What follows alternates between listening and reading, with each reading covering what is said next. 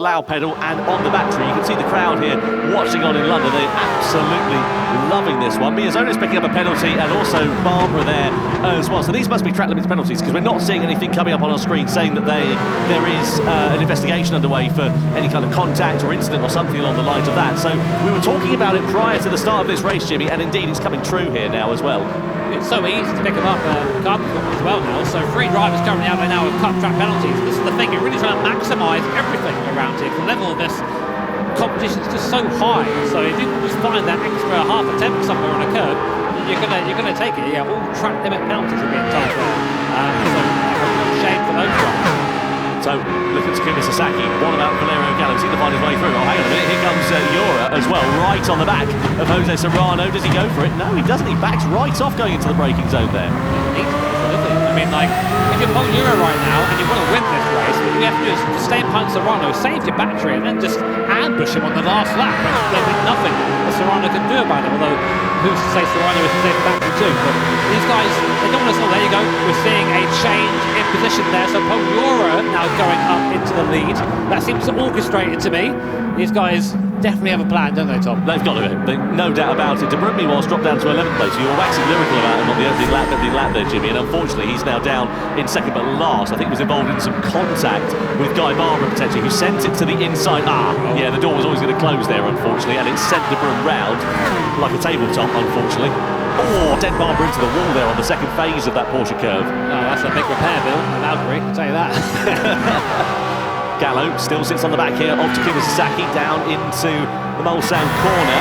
Brake disc glowing red there. Sasaki a little bit wide onto the curb on the exit. That might compromise his run as we head up towards Indianapolis then. So Gallo in the wheel track, in the slipstream. He'll want to try and find his way through on Sasaki before too long. And indeed, he pulls alongside him now. Looks for the inside line into the right-hander. And before we've even made it there, he's got through. Such is the straight line speed advantage with that slipstream. His next target will be Kylian Drumont, who's about a second or so up the road. So Gallo, what he needs... Oh, he picks up a half-second penalty for track limits, though.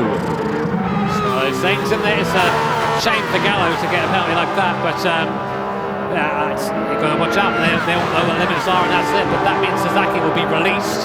Sasaki up 5 places from his grid position. So a great start from the Japanese driver, but at the moment, it just seems that Serrano and Yura have this one already sewn up. Yeah, plethora of penalties coming in. The timing screens lighting up like a rental car dashboard here at the moment. Such are the drivers that are just really exceeding the track limits, unfortunately. Yeah, definitely is. That's why I can't get higher cars anymore. Miazono, meanwhile, he's not made much of an impact on this race, has he? Barbara picks up a 3-second penalty for his part in that collision with Guy Bruyne that we saw last lap. So he'll be very disappointed with that. Not only has he lost time on track, he's now going to lose positions here to Inestrosa. Don't think he'll lose out to De Bruyne, but yeah, not ideal at all there for the Aussie. Messy so far, really messy so far. I think that everyone just knew straight away it was going to be just a job to try and stop these Spanish drivers. All went in for that same bit of tarmac, it was just been chaos from there.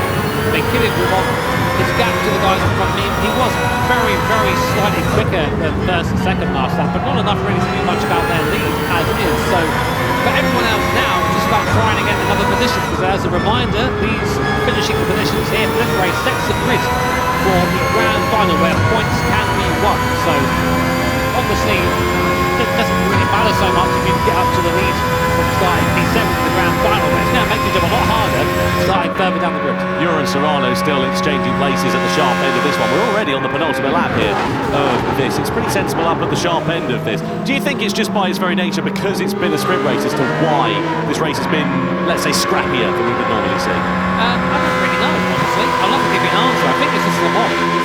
Well, okay, we're going to jump this car. We've got a very high-powered downforce car here, so I'm going to take more risks. And these risks, unfortunately, go away. Gallo, that penalty to serve, of course, as well, as does Barbara and Cardinal. Serrano taking the lead once again back away from Paul Yura. I wonder if they are going to have a fight in the end, because ultimately they are against each other. And it's, you don't get a prize in joint first place. There is one winner, one loser. Second place, just say really. Well, I say if you're in first, you'll last. Yeah, no points on offer in this race, just to remind you, as Jimmy said earlier on, it is all about the grid positions, and I wonder if there's going to be some dress rehearsals coming through in this penultimate lap, just to prepare us for what is to come at the sharp end of this one between Serrano and Yura. They've got to be careful and play it pretty safe, but you can see the advantage that Jura's got with that slipstream. Drags alongside Serrano as they go side by side into Indianapolis, and that was decisive and clinical there from Jura. I guess they're just trying to work out where their strengths and weaknesses are at these various points on the circuit, so as to be in the right position to attack on this final lap. These cars are so fast around here. 3-minute 4-second lap time from our leader last time around. Kylian Drumont there, giving chase. To be fair, he is making inroads. The gap now down to 3.3 seconds. It was nearly 4 seconds at the start of this lap, so he is starting to catch him. As you can see, no battery left for Serrano or Jura, a little bit left there for Drumont, but Sasaki with half a battery, so he might be able to actually bridge that gap there to Drumont.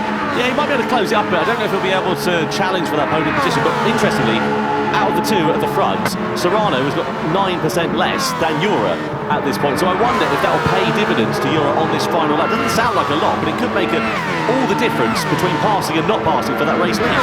Yeah, I'm not aware of the specific amount of power that the battery adds, but it's a significant push to pass. So if you have that in your arsenal, you are definitely going to do a little bit better than the guy who doesn't have it. So anyway, coming on to our last lap here in the sprint race, the Nations Cup. Serrano currently leading from pole Jura, Spanish 1-2, Drumont in third place, Sasaki in fourth, and again, this is all to decide the group positions in the race. Coming up next, the grand final.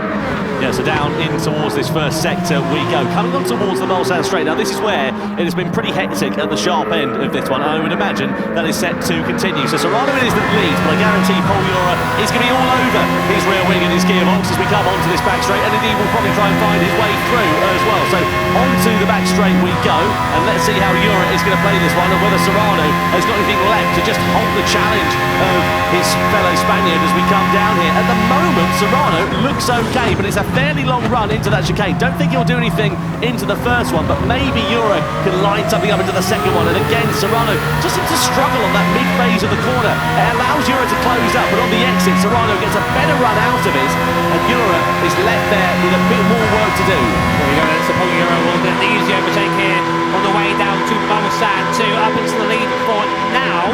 Half a lap left. Is that the move? Or has Serrano got something waiting as a reply? We'll see. Through the second Mulsanne chicane, now a run down to the Mulsanne corner, one of the tightest corners on the circuit. You break from 400 kph down to a standstill. Meanwhile, Leboutelet and Miyazono, who's coming back through the field after a poor start, looking to try and get a place. Yeah, Leboutelet's just mugged Miyazono actually a couple of corners ago. Meanwhile, at the sharp end of this one, down to the Mulsanne corner, Serrano still holds on to the race lead, but the exit out of this one, the run in towards Indianapolis, is where we've seen moves being made. Is this going to be a pass from Jura on Serrano? So the slipstream for Jura, no slipstream for Jose Serrano. How much battery do they have left between the two of them as we come in towards this corner? And has Jura got anything left to try and find his way through? They've got to be careful here because they can quite easily take each other out of contention here when they are in a company 1-2. So it's basically who wants first the most, I guess, and who's willing to give it up, because if they really are scrapping, there's a chance they can have each other off. We've seen it already up and down the field, but this really right here is going to be the last chance to take it. Serrano had a great exit there. Paul Jura really struggling for traction, but Jura is now on the battery and has the toe. The gap is coming down, but I don't think he's going to get there in time, John. Yeah, so coming down to this final sector then, Serrano versus Jura. This is for pole position, the grand final! A late lunge to the inside there for Jura against Serrano, but the door very firmly shut by the race leader. They skim the wall on the outside, and now just 2 sets of chicanes remaining, and Serrano with enough of an advantage, unless he runs it wide or Jura goes for a dive bomb to the inside, but I don't think Jura's going to be close enough. Serrano has got track position. He's got enough in his back pocket to just cruise his way through these final chicanes, and unless he fluffs his lines, which he doesn't do so, it's Serrano running onto the gravel on the exit of the final corner, but he does win the sprint race here in London. It's Serrano in front of Paul Jura and Kylian Drumont in third place there on his home circuit at Le Mans as well. What a great end to that one. Paul Jura, I didn't mean to do that, mate. I'm sorry about that. I just sort of sent it in a bit. But there you go, the two Spaniards absolutely dominating a sprint race there. That's something we've said before in the past, seen it in the past. These guys were all part of the 2023 Nations Cup Spanish team who won the Nations Cup that year in the free driver format. So very, very quick drivers in their own right, and of course they're just showing off, basically. Yeah, that was spectacular stuff from those two drivers. The upshot is it is Jose Serrano who will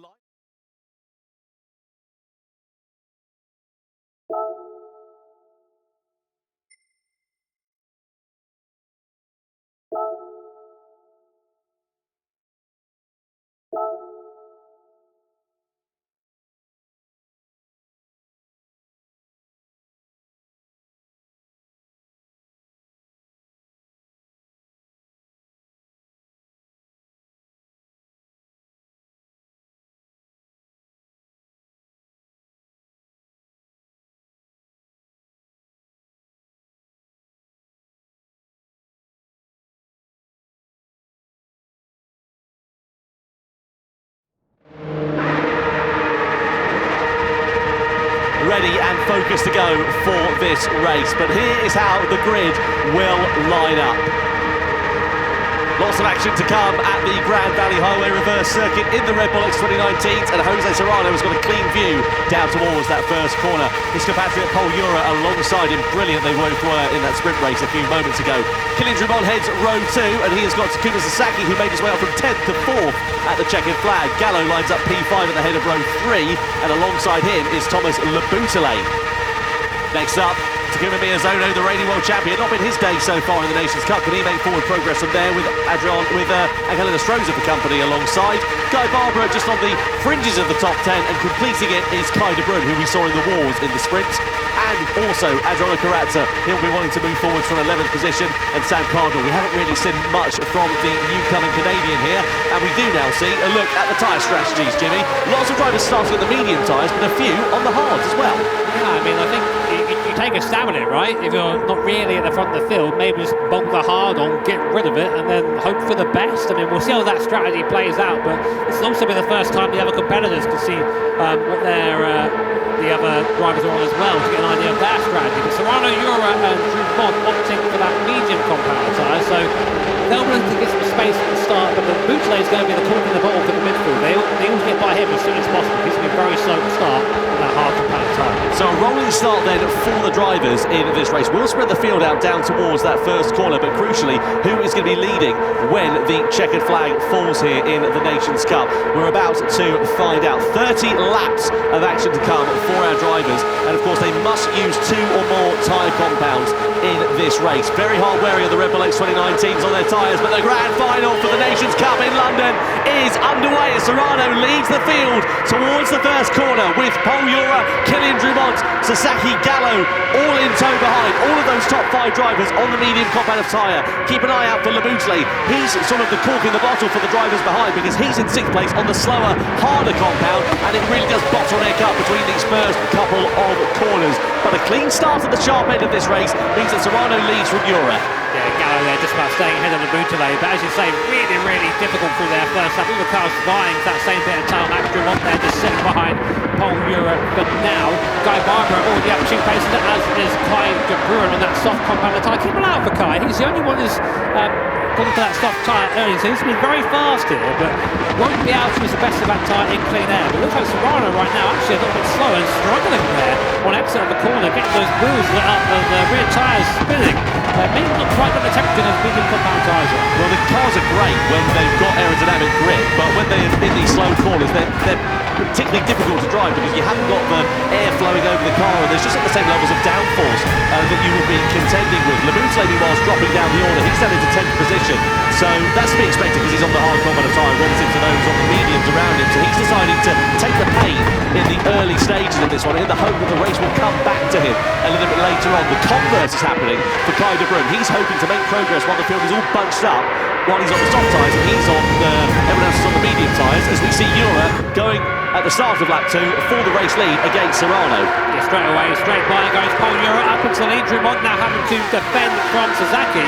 Comes into a very, very difficult braking zone down here into this really tight. It's more than 180 degrees of rotation through there. Serrano keeping 2nd place from Drumont is now right there. Both the Spanish drivers said there before the race that Drumont is the one they are looking out for. He is the driver they fear. So they're trying their best to keep it there for now, but the first 5 cars all glued together, and de Bruyne up into 5th position. Yeah, making good progress there is Kai de Bruyne. What's happening with Miyazono and Leboutelet? Leboutelet got biffed by Miyazono into the back there. Did that cost him a bit of time? Well, actually, it helped Leboutelet a little bit because it drawn him through alongside Valerio Gallo. Or Guy Barbara, hello, stays left, he goes through. On Miyazono for 7th position there as well. So that just goes to show when it all bottlenecks up like that in those tight and twisty sections, one mistake can cost you very dear. Yeah, it can, and Miyazono there just getting things a little bit wrong. Kai de Bruyne up into 4th place. He is charging right now, really making the most of this soft compound of tyre. The others are almost standing still by comparison now.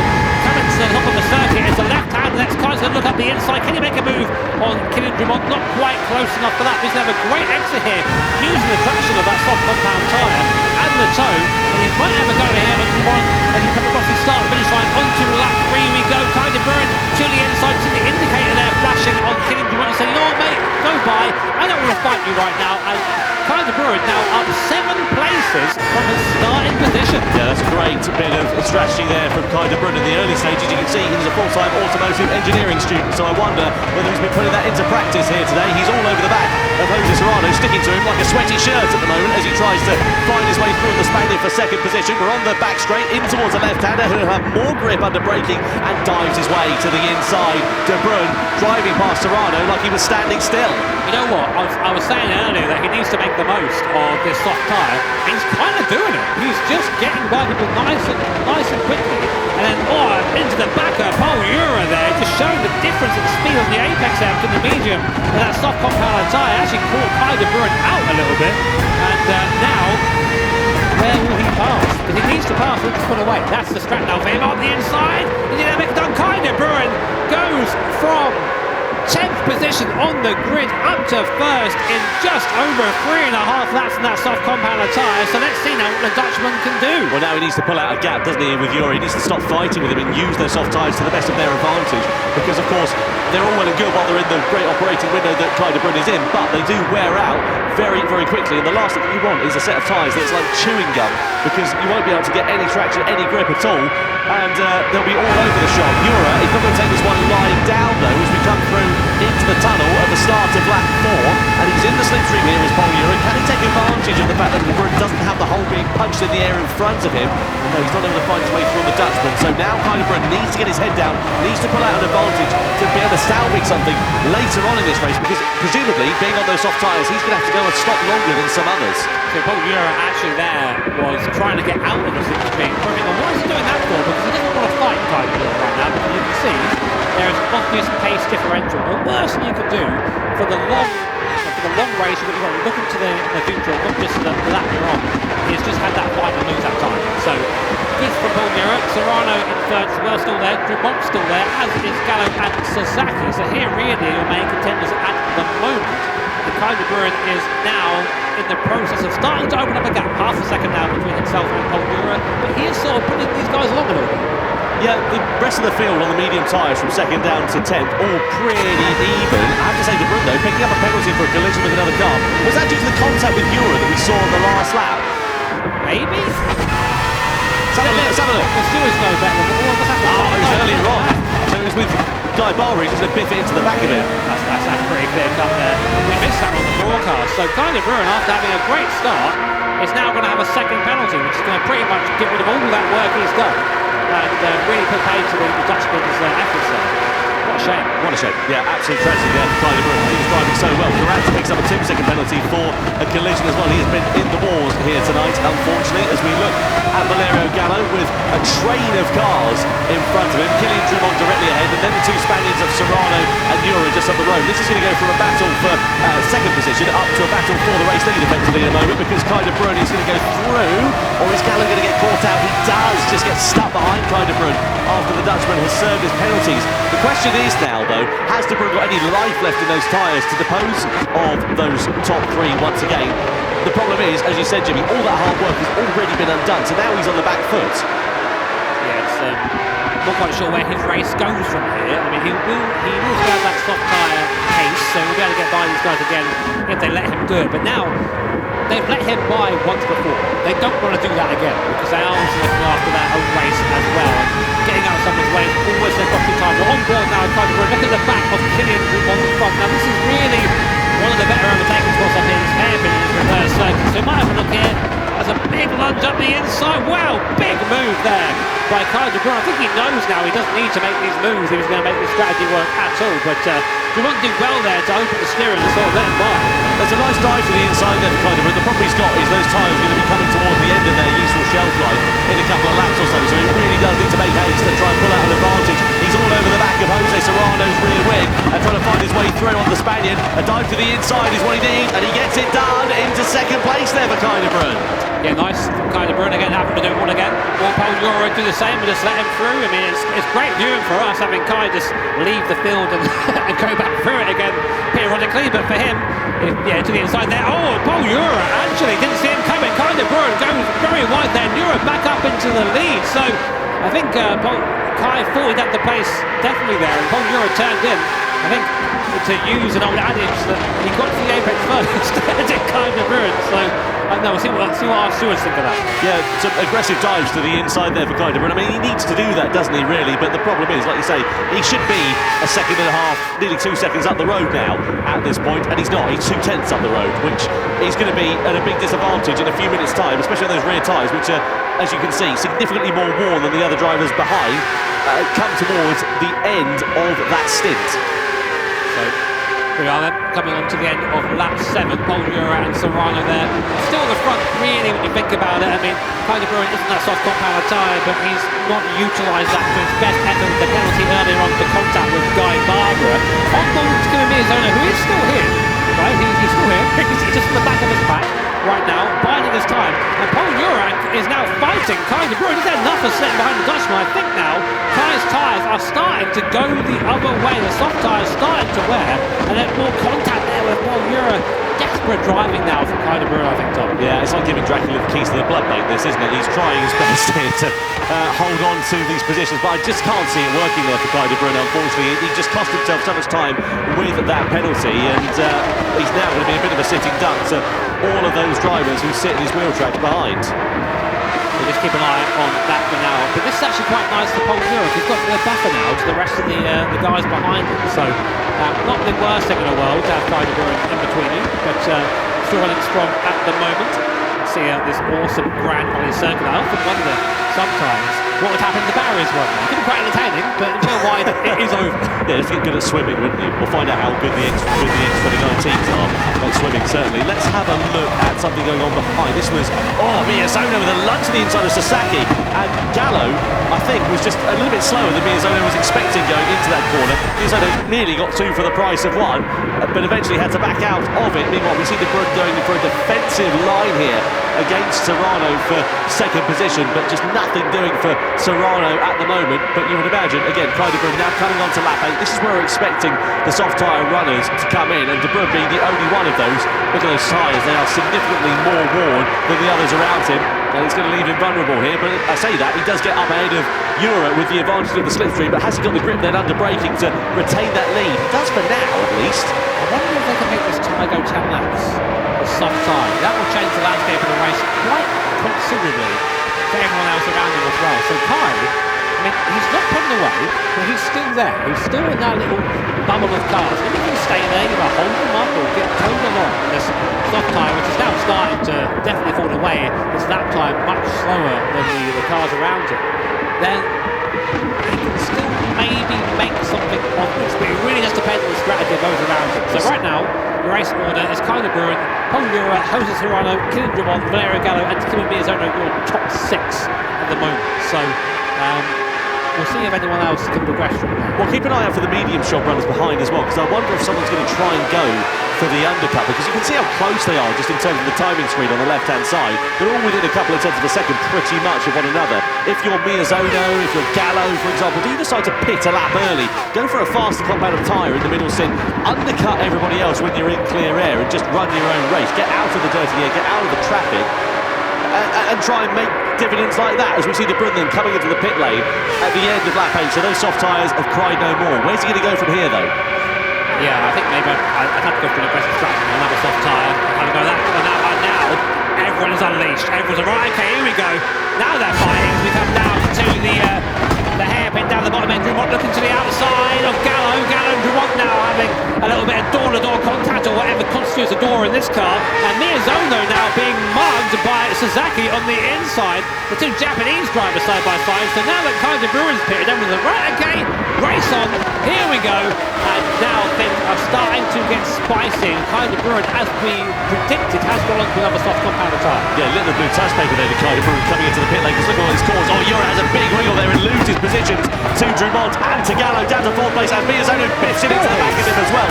Miyazona, he's in the wars here for this one. We've seen a few aggressive dives to the inside, a few uncharacteristic errors from the Japanese driver, and that might be set to cost him a little bit here. Drummond's got a snowplow in front of that thing. He's gone into the back of every car I've seen so far, but not enough. I think it's just racing contact at this point. It's nothing that deserves a penalty in my mind anyway, but Miyazona now starting to make his play play, I think, starting to make it through. Bogura struggling a little bit. His rear tyres don't look to be in that too bad of a condition. They're maybe just having a little bit of a bit too enthusiastic on that throttle there. Well, there you go. We're just seeing right now. Apparently, it's Mia's dream to visit London, so glad we can do that for you. I was just wondering who's going to go into the pits. Guy Barber's gone for the undercut here, hasn't he? So he's gone for the medium tyre. Now, where does he go? Surely it's going to be a set of soft tyres next up for him, or at least a set of medium tyres. Wouldn't go for the hards. That would just be, I think, daft, really, to be completely honest with you, at this middle stage in the stint, given how close the drivers are to one another on circuit. Let's have a look at a replay here for Paul Euro and see where his second place came unravelled. So he's going through the right-hander, and he's just going to have a bit of a wiggle on the power. A big step on oversteer and a big aim there, but loses second and then loses third. Well collected there. These slick tyres don't have any slip, really. You go over the good threshold and you're having a hard spin like that. So they might collect that. So frantic at the front, but also having a look down the back of the Bouteille and Cardinal. They're both in the hard compound tyres, and Cardinal is staying with the Bouteille, which is good, a good performance here from our rookie at the moment. So we'll see what they do. They're going to get that hard travel away. I think hard and medium for these guys. Surely one stop for the Bouteille and Cardinal, whereas everyone else seems to be opting for maybe a two-stop strategy. We'll see how that pays off.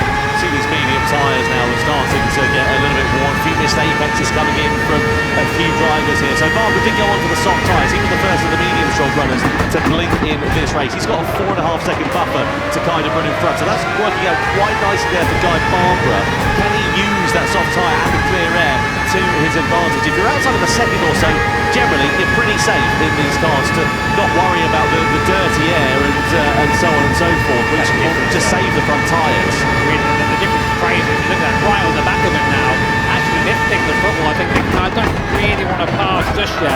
You have to really think them over with these cars, because if you don't, you end up either spearing into the guy in front of you or just having this big understeer or oversteer moment. We've seen how sensitive the tyres are on this thing, so it has to be measured, it has to be calculated. And will Gallo go for a move this time at the end of the bridge? No, they're staying there for now. Happy in third place. Yeah, Valerio Gallo, former Nations Cup world champion, knows a thing or two about how it is to win one of these races. What about Kylian Drumont in second position as well? Again, he knows how to win a title, won it with Subaru in the Manufacturers' Cup before. And a good opportunity for him to take some honours, take some points, crucially, into the next round of the GT World Series here. Something you guys might not expect is Gallo actually races from the chase cam. There we go. And is one of the best GT drivers in the world. So I always think they're so interesting, because I can't do that. It's so difficult, but he loves it. You see it often in rallying, because drivers say they get a better feel for the car when they're racing with the chase cam. But yeah, an interesting strategy in these single-seater machines there especially. So it's all pretty calm at the front end of this one. So Rano's been able to build out a 9/10 of a second buffer over Kylian Drumont, which could prove to be quite beneficial there for him, whilst they've been squabbling behind. They're just trying to work together then here, aren't they? They're just trying to close the deficit down.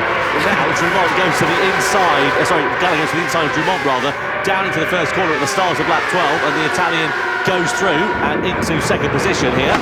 There is Gallo up into P2 now, nice, and now he's going to try and look onto the back of Jose Serrano. Serrano there punching the hole in the air for everybody else, and is just being followed by this train at the moment, so Drumont doesn't seem too unhappy by that. I'm just curious as to how the strategies are going to play out here, because right now we have 8 cars who are all on identical strategies and then 4 who aren't.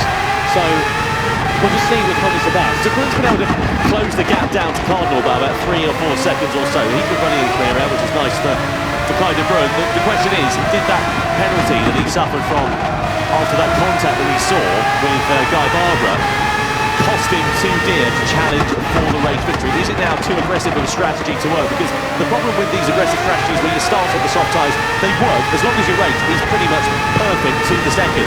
If you have problems like he's had, it makes it that little bit harder, and it goes from being a battle for victory to a battle for the podium, maybe even the top 5. So the way to think about it here really is that is the gap.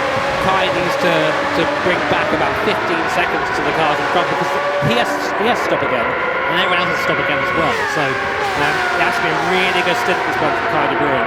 but we'll see how that one progresses. Well, also, there's Dumont had another go at Gallo, working together, I think, now. Yeah, they've got to be, there's no doubt about it. The gap's down to under half a second, so these two just using the slipstream to try and take those chunks out of Jose Serrano and closing the deficit down. I was just about to say the hard runners have surely got a pit before too long, and they come in at the start of lap 13. Now, where are they going to go in terms of strategy? There's nothing in the rules that says they can't use the soft tyres, but obviously it would be completely pointless to do that because the time you would gain from it will be offset by the fact you have to make another pit stop. Yeah, so Labuta and Cardinal both going for the one-stop strategy. It is possible, I just don't know if it's going to be the fastest one, but it's a great, I love this element in these races, because think about it, in real life, drivers have a whole team to work this out for them, but you have to do it on the fly whilst you're driving, and driving against some of the best drivers in the world. It takes such capacity to be a high-level sim racer.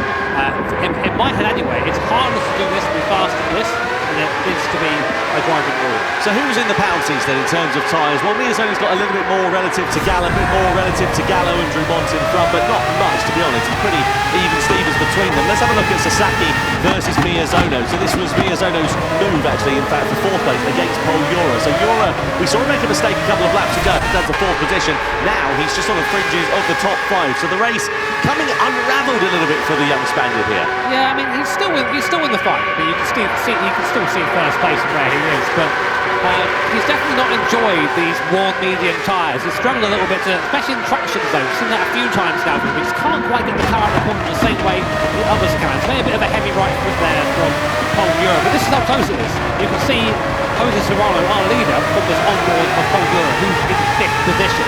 And just like always in these Gran Turismo World Series 1 events, it's covered by no more than a couple of seconds. These guys are so fast. Just thinking of the logo on the side of the Spanish car, it looks like the old Super Aguri logo, that motif that they've got on the... Maybe it is. I know, maybe they're back. That's what the streets will remember. Anyway, looking at Valerio Gallo here in third position, you can see a couple of tenths of a second over himself and Takuma Miyazono, but still very even Stevens at the sharp end of this one. Now, who is going to be the driver that will blink first? We're coming in towards pit stop territory. We've seen a few medium shot runners lurking a bit squirrely over the last couple of laps. The times are in the 1:28s. Compare that to the soft shot runners who are in the 1:26s. The medium shot runners who are now in the 1:30s on their outlap as well. So you would imagine it is not going to be too long before we see these pit stops coming in. And will we see a divergence in strategies? Those that are stuck behind maybe going for the undercut, going for an earlier pit stop to try and gain track position, come out in a bit of clear air. Obviously the converse to that is they have to go a lap longer, maybe a couple of laps longer compared to those who pit later. Well, I did say that our only one-stoppers so far are Labuta and Cardinal, but they are now getting to the point as Dumont, for the first time this race, takes the lead away from Jose Serrano, and Gallo's going through too. So both Dumont and Gallo deciding right now is the time to pounce. We need to get on with it, we need to get by Serrano and try and pull a gap. Because I think now, Tom, all these guys are on the one-stop. They're going to come in on lap 17 with that medium compounder tyre is at its limit, bottom some hard tyres and just wobble to the end. I suppose that's the advantage as well. You've got so many other drivers that are all doing the same strategy around you that you can kind of do the same thing. So if you're just like, oh, well, I'll leave it up for a lap longer. Oh, they've done the same. I'll do it for another lap and then another lap and so on. So if you can do that one-stop strategy, perfect. But you've got to use two tyre compounds in this race. You can't go onto the mediums and then onto the mediums again. You go onto the mediums again. You've got to change tyre compounds. The question is, how long can you keep those medium tyres out? Can you get it so you can run a set of softs to the end of this one? Let's have another look at the change of race lead then. So Dumont with a slipstream on the inside and Gallo said, oh, thanks very much. There's a gap there as well. I'll go through and into second. Yeah, nicely played there. That's how you do it. It's like a high-speed chess in the Gran Turismo World Series events. But Serrano hanging on. Interestingly, we looked at the tyres just a second ago. Serrano's tyres actually the best shape of anyone. He's led this race for the majority so far. So not only is he faster than Serrano, but he's good at looking after those tyres too. Very good traits there for a driver here in these events. So on to lap 16 now. We think end of lap 17, all these guys are going to box for some hard compounder tyres. That's what I think is going to happen, but I've been wrong before. Yeah, hard tyres to the end of this one when you've got soft shot runners behind and medium shot runners who are on a one-stopper as well. It's going to be interesting. The soft shot runners now coming into Brun pits at the end of lap 15. So he's gone for the soft compounder tyre. What did it start? He was on the soft tyre, he went soft, so now surely he's going to get medium, isn't he, for the end of this race? Got to. Yeah, has to. If he goes in a hard tyre, he's got no chance. So more with the medium tyre, I think the car in the Brun. There it is, looks the medium. So I don't know. He'll have the pace advantage over the hard runners to the end of the race, but it's going to be it's got to be a big push now from Kai de Boer to get anywhere near these guys. He's a long way back, long way back. And the Mousselain car now, they're on the same strategy as him basically, and you can see about a second ahead, but that's not so bad. I mean, that shows you how much slower that hard tyre is. With Kai de Boer, who's done an extra stop over the Mousselain car now, is only 2 seconds behind. Yeah, it's not worked out too badly there for Kai de Boer. Of course, he's now got to make up that position on circuit, which is a bit of a problem, because had he not had that penalty, I mean, what's the gap, 2.2 seconds, he would have come out effectively in front, barring, you know, any other incidents that he may have come a cropper with. So it's constant track position. It now means he's got to do the hard work on the circuit, but if he can dispose of Cardinal pretty quickly, it might bring him back into contention. But of course, as you can see, the top 8 runners are going to be coming in for a set of hard tyres before too long, and that could be vulnerable to those that are on the medium tyre in the closing stages of this race, if indeed they've got any life left in them. That's a crucial point. They can all well be on a quick comment of time, but if they've taken all the good bits out of them, they'll have nothing left at the end. And look who's been quietly sneaking up the field. Takuma Miyazono up 3 places up to P4 now, and in the fight for the win here, no doubt about it. Our 2014 Nations Cup champion, showing you just why he is such. Very close now to the back of Jose Serrano, and it is going to be a bit of a fist fight on the hard compound tyre as well. We very rarely see these guys racing on the hard tyres, so I'm quite curious to see what it's like for them. I know it's going to be slow, it's going to be tough. They are going to be on a lighter fuel load though, so it should be a bit nicer, but they take a while to heat up, and they don't have anywhere near the grip of these mediums, so it should be a very spicy last 13 laps or so. Yeah, 8 drivers all on the same strategy. It's going to be very exciting.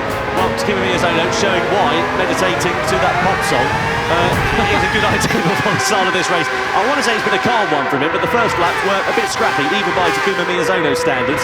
So he's calmed down a little bit. You can see there, philosophy by Alexandros. Well, whatever philosophy he's going by, it seems to be working quite nicely at the moment. Just sitting there in 4th position, biding his time, waiting for the right opportunity. Does anybody dive into the pit lane? Miyazono does. So Miyazono into the pits. He's the first driver to blink. So now he's going to do the undercut relative to those around him. This could be a huge move here from Miyazono, because these medium tyres, they really are on their last legs. The guys are doing 128s, high 128, 129, and we know the hard compound tyre can easily do a 28 on its own. So this might be a masterclass here from Miyazono, just taking that 1 lap earlier and going for that undercut. So he's having to look around, but you can see him there, thinking, right, okay, where are they on the circuit? Where am I? But this means this outlap is absolutely crucial for Takuma Miyazono. I think he's come out on his own as well. Yeah, it's worked out nicely. He's got a 10 as well. Yeah, it's worked out nicely. He's got a 10-second buffer to Guy Barbara in front, so that's absolutely perfect there for Takuma Miyazono. Gallo, meanwhile, took the lead of the race away from Kylian Drumont. Serrano was there in the background as well, but exactly what we saw last time as well. Down the start finish straight into the tunnel in first corner. Gallo, a decisive move there into the race lead for the first time. And it's so cool seeing these guys race. I mean, we've been doing this now for, I think this is our 8th year of doing this. And these names, they keep coming back, and you just know, right, with Gallo, Drumont, Serrano, Miyazono, it's going to be a good race. And it always is. Gallo right now leading from the front with those rear tyres, getting to the point now where traction's going to be a bit of a premium. So I imagine we're going to see him all react to Miyazono's pit stop and try and avoid being undercut too badly. So we're going to see now whether Miyazono's strategy was the correct one or not, and Gallo is continuing. One more lap on the medium, as is Serrano, and Drumont opting to pit. So they're really pushing this medium tyre. I was told in the briefing that 17 laps, so you're going to get out of it. But our drivers think different. Yeah, so there's not a particularly brilliant middle sector relative to some other drivers around him. 29.7, not quite the fastest. Of course, the tyres aren't up to the optimum working temperature at the moment. Hard tyres then on for Kylian Drumont. Interstrose are following the same strategy there as well. What's it like on fuel? Seems okay for them at the moment. Nothing really too much to worry about. But there is Miyazono. Has he managed to leap from those 2 drivers as they come out of the pit lane, up through and into 7th position then for Miyazono? And Drumont is still in front for now, but he's on colder tyres. Is Miyazono going to be able to take profit and go for the move on the inside? Not quite into there. So it's worked out okay for Miyazono, but not particularly brilliantly in terms of track position, because now he's got to find his way through on Drumont the hard way. He needs to, I don't know, I think that's not worked out for Miyazono the way I thought it was. The outlap was not enough, but Gallo and Serrano now, you can see them in the acceleration zone. They just cannot get out of the corner. I think they're there. They've just gone a lap too long, I think, on these tyres. I mean, we can see on our end 10% left on the rear right tyres of Valerio Gallo. That thing is going to feel horrible. Now Serrano's going for a move. You don't do it now, Jose. You're fighting. Zaki and Paul Ura also fighting for moves too. You can see we've got the warning sign there. Don't know what that means, but it can't be good. No, absolutely critical for these drivers. They've got to come into the pit lane then, surely. Gallo has to, no choice for it. Sasaki also following him through there as well. So this is going to be interesting actually here between these drivers to see who emerges where. Has Miyazono lost time? He's still not ahead of Kylian Drumont, and that, as you say, Jimmy, was absolutely critical in terms of the strategy for a potential race victory for Takuma Miyazono. He needed to leapfrog, and soft tyres for Valerio Gallo, as well as Sasaki here as well. So they've decided to do a completely different strategy. Are they going to try and do the soft tyres 10 laps to the end? We've not seen anyone, we've seen 8 laps, kind of brewing. Guy Barbara's built that soft tyre for 10 laps and come in. Something says it could work. He's going again. So maybe this is the play. We didn't see us coming at all. Medium to soft tyre. So right now, Gallo's going to be able to drive right by these guys and just pull away and have a massive gap, and that might just be enough. For Serrano and Ura, even better, because they have got an advantage over these drivers, and they have got 1 lap fewer to do when they come in, because surely it's got to be at the end of this lap. So it's critical now for Valerio Gallo to get track position ahead of Miyazono, and look at how much grip he's got ahead of the Japanese driver at the moment. Through the right hand, and we go out of the hairpin. Great attraction, track position on the inside. Surely he's going to dive his way through and into 4th. He does, so Gallo's up ahead. Now his next target is Kylian Drumont. It has to do it, has to make these moves count now. Does Gallo? Sasaki's got on the same strategy as well, that soft compounder tyre. They need to get through very quickly, and now the threat for Serrano and Ura isn't going to be Drumont and Miyazono, it's going to be Gallo and Sasaki. But can they make this tyre last in? So in comes Serrano and Ura, surely also going to go for that soft compounder tyre. They've seen it can work. I really did not see this one coming from these guys. Gallo there just trying everything to get by Drumont. Yep, as we've seen Serrano and Ura on the soft tyre, but where do they come out in relation to this pack? This is going to be super important for this race. Well, not only have they ripped up the rule book, they've also rewritten it as we come down the start-finish straight down here. So where do Serrano and Ura emerge as they come out of the pit lane? They're behind! So it's Gallo versus Drumont, and Gallo leads on the soft compound tyre, and now surely he's going to pull away from Drumont. What about Sasaki as well? Can he join in on the party? He's now in front of Miyazono, but it bottlenecks up through this series of corners. No way through for Sasaki on Drumont through here. He's going to have to wait for the circuit to open up, use the great attraction on the exit of the corner, and challenge Drumont for second place if he's going to have any hope of challenging for the victory on this one against Gallo. To the inside goes Sasaki, and to second place as well. So Gallo now needs to take the best care of his tyres possible. I just don't know if this is going to be doable on that soft compounder tyre. But you know what I like is he tried it anyway, as has Sasaki. These guys have got to be clever though. But it's the drivers behind, Serrano and Ura, that are in the penalties. They've got 1 lap fewer to do on the soft compound of tyre. They've got 6 tenths of a second of a gap to make up to Miyazono and Drumont, who should be relatively easy pickings. Keep an eye out for the 2 Spaniards. Can they bring themselves right into contention in the closing 8 laps of this race? They need to get ahead of Miyazono and Drumont as quick as they possibly can. I really think this is going to come down to the last lap or two here. Serrano making that big move, and Miyazono has to do it up the inside. Goes Serrano now locking onto the back of Kylian Drumont. The Spanish cars flying together in formation, touching through the field. There goes Serrano up into P3 now, and in pursuit of Sasaki and Gallo. Paul Ura is going to use the 16, following through. They both go through. Oh my God, contact at over 200 miles an hour, but they all somehow manage to keep pointing the right way. And Paul Ura slots into 4th position behind Jose Serrano, and just like that, the battle for the lead is back on again. Serrano versus Ura, then they need to work together here to close up onto the back of Sasaki. 6 tenths of a second, the deficit between Sasaki and Serrano at this point. 1 lap newer tyres between them as well. Is that going to be the difference between winning this race, or is it going to be a battle for the podium? My maths say that those rear tyres for Gallo and Sasaki will not last. I don't think they're going to get those to the end.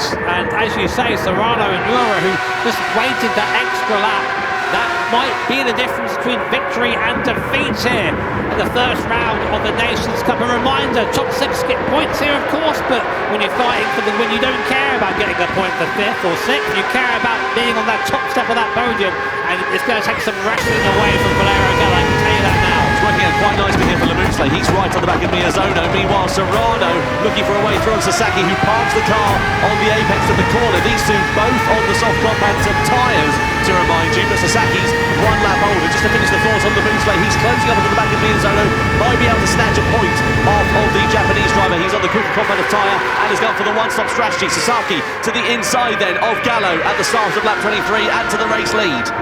There you go then, so people making the move early, and you have to wonder, is them squabbling going to be the way? So by my maths, it's about 8 or 9% of a lap. We take out the rear tyre around here and the Gallo tyre around here, and Gallo and Sasaki have to do 10 laps. So yeah, very easy at all there for them. Let's have a look here at Jura in the slipstream. So down into the first corner. This is Jura's move on the inside there with Jimmy Bonds. It was so close between them. And as you said, Jimmy, how on earth they managed to exit the corners in the same positions that they entered and in the same direction that they entered was remarkable. Easy peasy.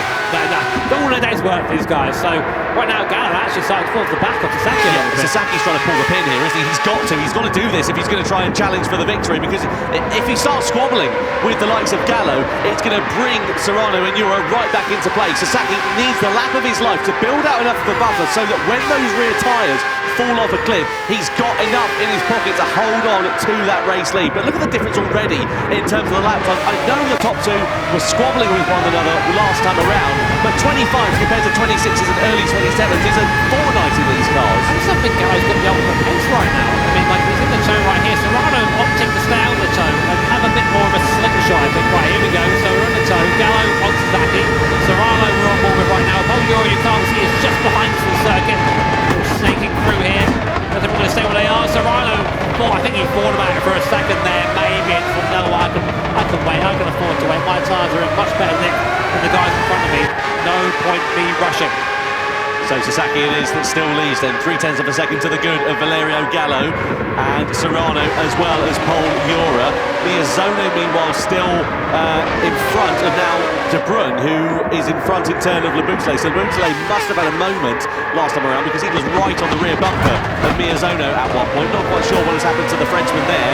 But either way, he's now dropped some 3 seconds off the back of that final points-paying position. Just a reminder, points all the way down to 6th place. And these 12 drivers that are here in London will also be going through into Berlin. They'll be here for the rest of the season. So all these points are absolutely critical in the Nations Cup as they come through into this left-handed hairpin. It's the calm before the storm, this one, isn't it?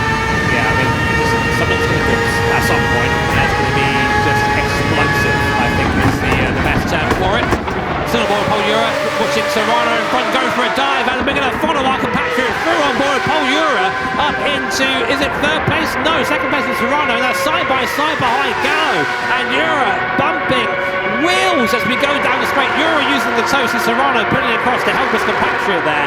Man, these guys are thinking in 5D, aren't they? It's not just about their race, it's also the race of their teammates around them. And they're challenging for the race lead against Sasaki now as well, who's coming under pressure from Jose Serrano into this corner. We know you can't make a move stick, but you've got to be last of the late breakers and have a very willing dance partner out of the tunnel and into the daylight once again.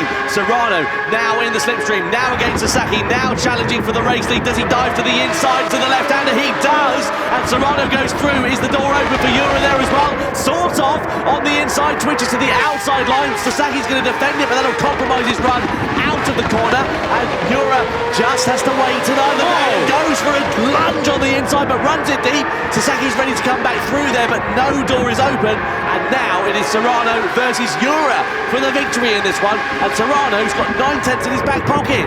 Huge move from Jura. He has to do that great block pass in the background. Gallo's trying the same thing, can't quite make that one stick though for now, and Gallo he knows that if these guys get away, that's it. There's no coming back from this one. But that was a great move from Jura, just sat on the apex, gave Sasaki nowhere to go, and now, as you say, Tom, it's Spaniard on Spaniard. This time, I've got a feeling they're not going to play so nice. No, this is going to be very interesting between these two. It was sort of civil war, really. We saw it in the sprint race a few minutes ago. Are we going to see the same stakes, though, here in the grand final? You would imagine it is going to be a much closer affair, and I would imagine a much more aggressive affair, because points mean prizes, and every point matters, even in the opening round of the season. The question is, though, who's going to get the final podium place here between Sasaki and Gallo, because it is pretty even Stevens between these two in terms of pace right now. On board with Gallo at the moment. I have to think, does he have a response to this? I'm not sure he does. Both his and Suzuki's tyres are looking pretty second hand at this point. It's still got 4.5 more laps to go, though. Keep an eye out for Dumont, who's down in 5th place. I know he's on the hard comment of time, but you can see there he was 0.3 of a second quicker than the soft shop runners last time around. And I wonder whether those hard tyres are going to start coming into their own. Over the course of one lap, they are significantly slower, but over the course of a race duration, that is where the hard tyres will begin to pay off. There's a fair gap to catch up. It's about 4 seconds or so. I think it might be a bit too far away given the later stages of this race. But if anything unravels between these top 4, as we have seen it do so, it could bring Dumont, maybe Miyazono, back into play for a position up the order. I just think it's because of the fighting we saw in that lap. I don't think the pace is quite there for the hard tyre. But, as you say, Tom, for Suzuki and Gallo especially, they're going to really start struggling in a couple of laps' time with this soft compound tyre. That might bring Dumont back. It might bring Miyazono back. It might bring De Bruin back for a point or two. He's there in 7th place, just waiting behind right now. He's quicker than anyone right now. But that last lap time there, Suzuki and Gallo, having a fight. Will we see Gallo go for a move? No, not quite. He's not close enough, is he? I think maybe there's a bit of like, geez, now we're stuck, aren't we? Yeah. What do we do now? They're sort of in no man's land, aren't they, really? Yeah. This is the problem. That's the risk with going for that undercut, because, as we said, it's only one lap, but it does have a massive impact on the race. And look at what it's done, 2.2 seconds clear up the road, Serrano versus Ura. And they've got enough of a cushion now in their pocket to sort of get involved in their own squabble, because they know that Sasaki and Gallo will not have the pace to catch up. I just don't think, as you say, Tom, that tyre's got enough in it. And Suzuki's doing enough to keep Gallo behind. And he's doing that whilst being slow. I mean, if we look at last lap time, Serrano 26.5, 25.9 from Euro in the toe. There's a 27.1 and a 27.0. Gallo. Oh, there you go. Lunges to the inside for 3rd place on Sasaki. Sasaki left the door pretty firmly open there, so maybe he wants to be the follower rather than the followee at this point. To give you some sort of number to the rear tyres percentage-wise, and we might have a graphic for it soon, but Gallo right now and Suzuki, their rear right tyre on 32% apiece, and then in front of them it's 39% for Serrano and Euro. That's the difference, what that makes you out to. So down the start-finish straight we go. Cardinal gets a warning for bump drafting. The stewards don't take too kindly to that sort of thing here in the GT World Series. It's his first event, so we'll give him the grace of it, but a warning is one step away from a penalty. 10th position currently for Sam Cardinal, newcomer to the GT World Series. Let's see what impact he can make later on in the championship, because it hasn't been a particularly fruitful evening for him here tonight. The pace of Serrano and Euro, they really have just opened the taps now. They've put 3 seconds on Valerio Gallo, who is not a slow driver. And this goes to show that when you get your head down round here, these guys, the Spaniards, they're going to be hard to beat this year, Tom. Well, the crucial point is they've stopped squabbling amongst one another. They've worked together like we saw them doing in the sprint race here. They've just not been, diving up the inside, sending another driver wide, taking 7 bells out of each other. They've worked together to build up that buffer to now over 4 seconds, which has worked quite nicely. And they have worked together, but here comes your question if you're Serrano and Paul Euro. Who wins this race? Because we're coming in now to the penultimate lap, and Euro is, I'd say, probably in the better position. He's got the toe, which means pretty much an automatic pass into the first corner if you're in about 3-4 tenths or so. Right now, though, I think Serrano is aware of that. I need to actually try and pull this gap out a little bit. So we're now going to see a bit of a fist fight, I think. But these guys, as I said, they are compatriots. They are part of that same Nations Cup victorious team in 2023 when it was a team game rather than a single driver. But right now, they are enemies. Who will win? Well, in a lap and a half, we're going to find out. It's a mental game here between these two, and Serrano closes the door there on Paul Ura. Well, the door was never really open, was it, to be completely honest? But Ura closes up onto the back of him, and he's just trying to find his way through, trying to sniff out where Serrano is a little bit slower over the course of that lap. Look at where his weaknesses are. Maybe send a dress rehearsal to the inside, a warning sign to Serrano to try and challenge for this race victory here. You're watching right now two of the fastest Gran Turismo drivers in the world duke it out for the first win of the year here in London. Jose Serrano, your leader, Paul Ura in second place, and with only a lap and a half of this Grand Valley reverse circuit to go, it is anyone's game. Ura, of course, needs to find a way past Jose Serrano. There's realistically maybe one or two more chances to do that, and here's one of them now. Serrano very, very slow there, and Ura deep, actually. That might have cost him slightly. Ura has a slightly worse tyre than Serrano in front, but that won't make too much difference.